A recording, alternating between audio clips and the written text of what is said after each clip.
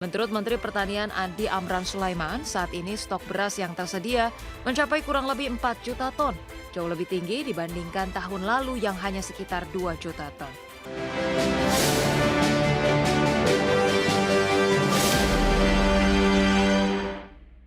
Beralih ke informasi lain, pemirsa, pemerintah memastikan Indonesia tidak akan melakukan impor beras hingga akhir tahun 2025. Saat ini stok beras yang tersedia mencapai kurang lebih 4 juta ton, jauh lebih tinggi dibandingkan tahun lalu.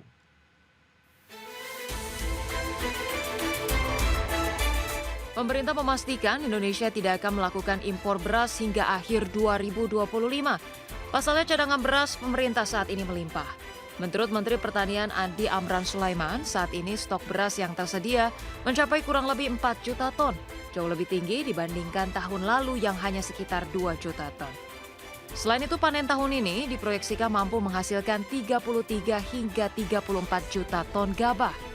Peningkatan produksi tersebut tidak hanya menjamin ketersediaan pangan, tapi juga mendongkrak kesejahteraan petani. Amran menyebut capaian ini sebagai hasil dari penyederhanaan regulasi, penambahan sarana produksi, hingga kemudahan pengadaan pupuk yang digagas pemerintah.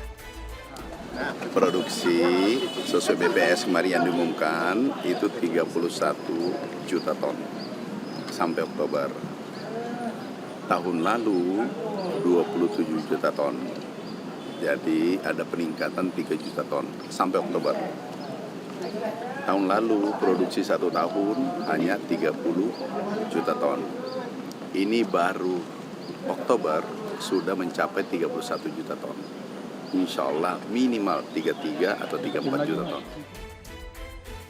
Amran mengakui peningkatan produksi beras turut berdampak positif pada nilai tukar petani yang menjadi indikator kesejahteraan. Tahun ini nilai tukar petani tercatat naik signifikan hingga 123%. Hal itu menunjukkan adanya perbaikan bagi petani di tengah dinamika harga pangan. Jakarta, Tim Liputan IDX Channel. Kembali bersama kami dalam IDX First Session Closing. Pemirsa, PT Medco Energy International Tbk melalui anak usahanya Medco ENP Gresik Ltd resmi memasang 1.500 unit PLTS atap di wilayah kerja Blok Koridor. Fasilitas berkapasitas 885 kWp ini diproyeksikan menghasilkan lebih dari 1.124 MWh peak listrik bersih per tahun, sekaligus menekan emisi karbon hingga 934 ton setara karbon dioksida. PT Medco Energi International Tbk melalui anak usahanya Medco ENP Gresik Ltd resmi memasang 1.500 unit PLTS atap di wilayah kerja Blok Koridor. Manajemen Medco menyebut pemanfaatan PLTS atap ini tidak hanya mengurangi konsumsi gas sebesar 18 mmscf per tahun, tetapi juga setara dengan menekan emisi kendaraan yang menempuh jarak 5,5 juta kilometer. Direktur and Chief Operating Officer Medco Energi, Ronald Gunawan, menegaskan bahwa proyek ini menjadi bukti nyata energi terbarukan bisa berjalan beriringan dengan kegiatan hulu migas. Ia menambahkan, inisiatif ini tidak hanya instalasi teknologi, tetapi juga langkah efisiensi operasional sekaligus kontribusi pada target dekarbonisasi nasional. Selain mengoperasikan PLTS atap, Medco juga memperkuat posisinya di sektor migas dengan menuntaskan akuisisi 24% hak partisipasi Repsol di Blok Koridor pada Juli lalu.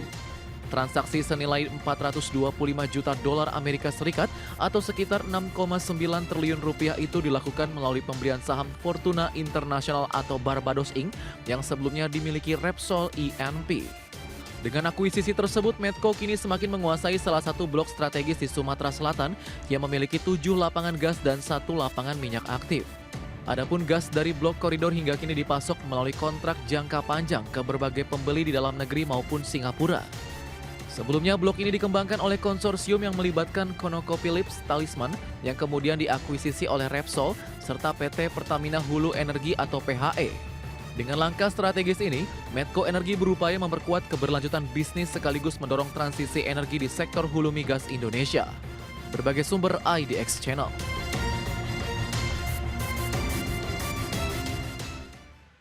Sementara itu, dalam pidato perdana setelah resmi menjabat sebagai Menteri Keuangan, Purbaya Yudi Sadewa menyadari bahwa amanah ini bukanlah tugas yang ringan.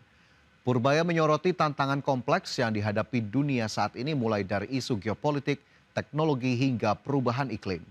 Di sisi lain, ia juga menekankan pentingnya mengawal program-program prioritas pemerintah di dalam negeri agar berjalan lancar dan mulus. Purbaya meminta dukungan penuh dari seluruh jajaran Kementerian Keuangan untuk bekerja sama dengannya. Ia menekankan bahwa kerjasama ini penting guna memastikan kebijakan fiskal berperan sebagai instrumen yang kuat untuk menjaga stabilitas dan pertumbuhan ekonomi serta meningkatkan kesejahteraan masyarakat. Amanah ini tidak ringan karena dunia dihadapkan dengan tantangan yang semakin kompleks, baik dari sisi geopolitik, teknologi, maupun perubahan iklim. Dari dalam negeri pun ada tantangan dari sisi program prioritas pemerintahan yang harus kita kawal agar berjalan dengan mulus. Dengan kerendahan hati, saya mohon dukungan seluruh jajaran Kementerian Keuangan untuk bekerja bersama saya guna memastikan bahwa kebijakan fiskal tetap berperan sebagai instrumen yang kuat dalam menjaga stabilitas, mendorong pertumbuhan ekonomi, dan mewujudkan kesejahteraan bagi seluruh. PT Providen Investasi bersama TBK atau emiten dengan kode saham PALM menyatakan kesiapan melunasi obligasi jatuh tempo pada 25 September 2025. Perseroan telah menyediakan dana untuk pembayaran pokok dan bunga obligasi berkelanjutan 2 tahap 3 tahun 2024 seri A. PT Providen Investasi bersama TBK emiten berkode saham PALM melaporkan kesiapan dana untuk melunasi obligasi yang segera jatuh tempo. Hal ini diungkapkan Perseroan melalui keterbukaan informasi pada 3 September 2025. Perseroan telah menyediakan dana untuk melunasi pokok dan bunga obligasi berkelanjutan 2 tahap 3 tahun 2024 seri A yang diterbitkan pada 19 September 2024. Dengan jumlah pokok yang diterbitkan mencapai 512,29 miliar rupiah. Surat utang tersebut akan jatuh tempo pada 25 September 2025. Obligasi itu diberikan dengan tingkat bunga tetap 8% per tahun. PALM menegaskan dana untuk pembayaran akan disalurkan melalui PT Kustodian Sentral Efek Indonesia atau KSEI sebelum tanggal jatuh tempo. Hal ini dilakukan untuk memastikan pemegang obligasi menerima kewajiban tepat waktu. Sekretaris Perusahaan PALM, Lim Nali, menjelaskan bahwa informasi ini tidak memberikan dampak terhadap operasional, hukum, kondisi keuangan, atau kelangsungan usaha perseroan. Pernyataan ini dituangkan dalam keterbukaan informasi resmi perusahaan. Tim Liputan IDX Channel.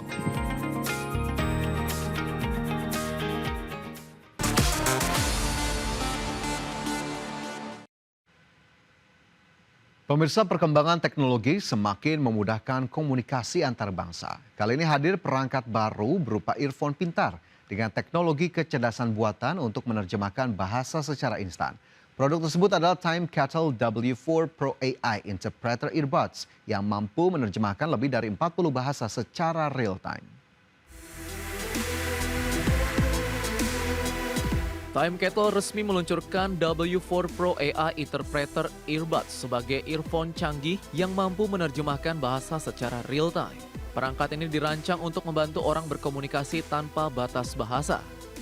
Dukungan teknologi AI memberikan akurasi dan kecepatan yang sangat tinggi dalam proses penerjemahan. Earbuds ini mendukung lebih dari 40 bahasa dan 93 dialek yang digunakan di berbagai negara. Fitur ini memudahkan pengguna saat berbisnis, traveling, atau berinteraksi dalam pertemuan internasional. Semua terjemahan dapat didengar langsung melalui earbuds tanpa perlu menunggu lama. Time Kettle W4 Pro juga dibekali teknologi hybrid mode yang memungkinkan pengguna menggunakan secara online maupun offline. Dalam mode online, AI akan menggunakan jaringan cloud untuk akurasi lebih tinggi. Sementara dalam mode offline, beberapa bahasa tetap bisa digunakan tanpa koneksi internet. Dari sisi desain, earphone ini mengusung bodi ergonomis dengan teknologi noise cancellation untuk menghasilkan suara jernih. W4 Pro dapat digunakan hingga 12 jam dengan case pengisian daya portable. Kehadiran fitur multi-device juga memungkinkan earphone terhubung ke berbagai perangkat seperti smartphone dan tablet secara mudah. Dari segi harga, Time Kettle W4 Pro AI Interpreter Earbuds dibanderol mulai $399 Amerika atau sekitar 6 jutaan rupiah. Produk ini sudah tersedia secara global dan ditargetkan menjadi alat wajib bagi pengguna yang sering berinteraksi internasional. Dengan teknologi ini, batasan bahasa tidak lagi menjadi penghalang komunikasi. berbagai sumber IDX Channel. Selanjutnya pemirsa, emiten emas dan perhiasan PT Harta Dinata Abadi Tbk atau emiten dengan kode saham HRTA terus melakukan ekspansi usaha di tanah air. Perseroan menargetkan pembukaan 100 toko dan 125 unit gadai hingga akhir tahun 2025. Dan untuk mendukung strategi tersebut, Perseroan menggelontorkan belanja modal sebesar 150 miliar rupiah. PT Harta Dinata Abadi Tbk, emiten berkode saham HRTA, menargetkan pembukaan 100 toko dan 125 unit gadai baru selama tahun 2025. Direktur Investor Relations HRTA, Tendra Krisnanda menyatakan, ekspansi ini akan menyasar 6 provinsi baru di luar Pulau Jawa. Hingga semester pertama 2025, HRTA telah berhasil membuka 93 toko dan 114 unit gadai baru. Menurut Tendra, lokasi pembukaan berada di Sumatera, Kalimantan, dan Sulawesi sebagai bagian dari proses ekspansi bertahap. Untuk mendukung ekspansi tersebut, HRTA telah menyiapkan belanja modal atau capex sebesar 150 miliar rupiah. Tendra menjelaskan lebih dari 55% dana tersebut sudah terserap hingga awal September 2025. Sebagian besar capex digunakan untuk pengintegrasian 4 pabrik yang dimiliki HRTA.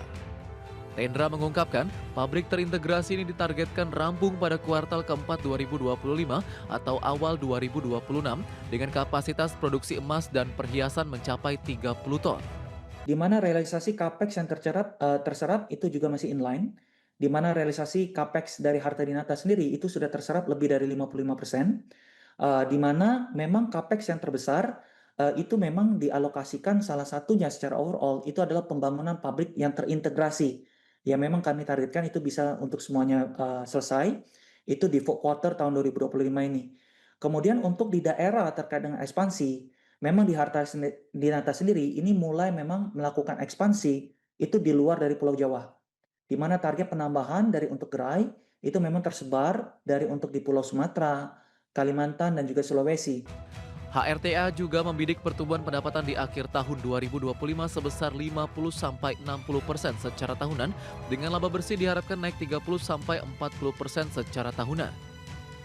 Pada semester pertama, HRTA telah mencatat pendapatan 15,05 triliun rupiah, melonjak 82,6% secara tahunan, dengan laba bersih 348,9 miliar rupiah, naik 69,5% dibandingkan tahun lalu. Tim Liputan IDX Channel.